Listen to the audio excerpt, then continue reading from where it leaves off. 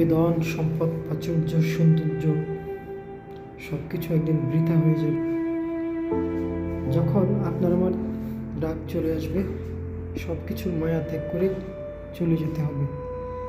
আমার এবং আপনার সাথে একটা জিনিসই যাবে, সেটা হচ্ছে আমার নেক আমল, আমার কর্ম, আমার সদকায়ে জারিয়া, আমার সততা এবং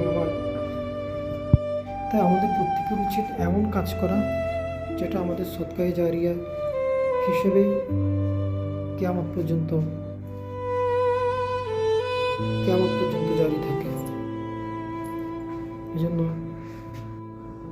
আল্লাহ তাআলা অবশ্যই সৎকর্মশীলদের সাথেই আছেন। আপনার কত টাকার প্রয়োজন? সুখে থাকার জন্য এত বেশি টাকার প্রয়োজন হয় না। দেশকে ভালোবাসুন, দেশের মানুষকে ভালোবাসুন।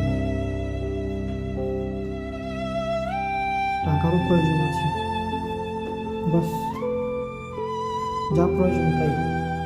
বাংলাদেশের একজন বিখ্যাত ব্যক্তি একটা কোম্পানির বড় মালিক ছিলেন, বসুন্ধরা গ্রুপ, আপনারা হয়তো নামটা জানেন না। উনি একসময় খুব অসুস্থ হয়ে পড়লেন। তো ওনার সমস্ত স্টাফদেরকে ডাক দিয়ে বললেন, দেখো, আমার সমস্ত সম্পত্তি তোমরা নিয়ে যাও, বাস আমার শ্বাস প্রশ্বাসটা এখনো কার্যত বন্ধ হয়ে আসছে। তোমরা আমাকে ভেন্টিলেশন কিংবা যাই হোক, যে কোনোভাবে হোক, তোমরা আমাকে শ্বাস প্রশ্বাসের ব্যবস্থা করো।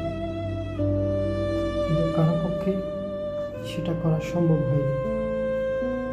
কারণ হচ্ছে তার এতদিন শ্বাস প্রশ্বাস মুক্তভাবে নেওয়ার অধিকার ছিল।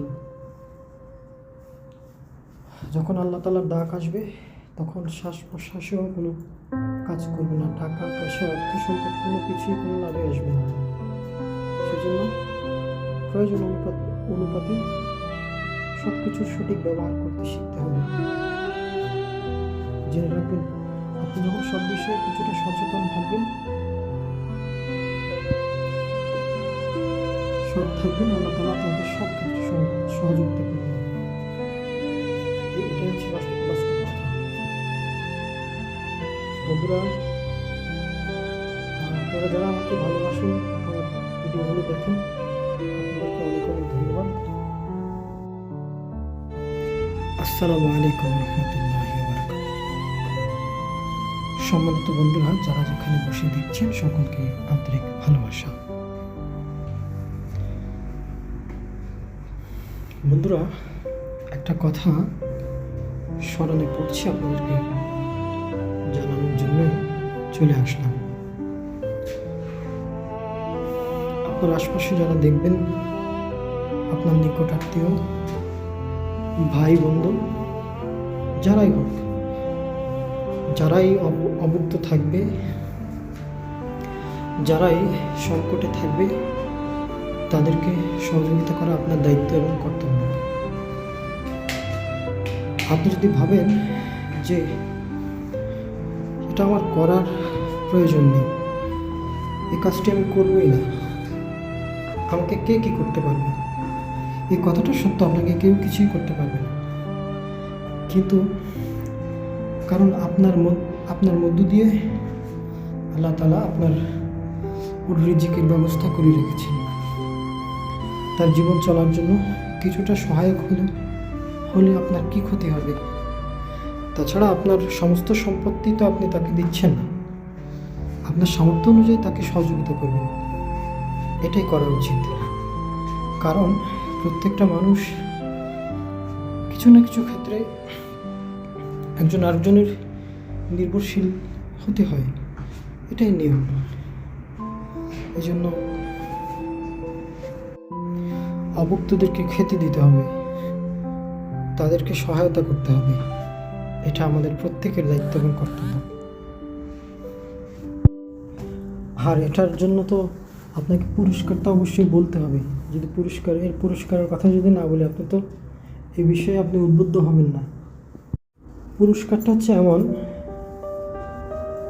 যখন আপনি কাউকে নিঃস্বার্থভাবে গোপনে সহযোগিতা করবেন, তখন আল্লাহ রাব্বুল আলামিন তার ফেরেশতাদেরকে বলতে থাকবে, দেখো সে আমার উত্তম বান্দাদের মধ্যে একজন, আমার সৃষ্টিজীবের জন্য তার কত দয়া, তোমরা সাক্ষী থাকো। আমিও তার বরকতের সমস্ত দ্বার উন্মোচন করে দিলাম।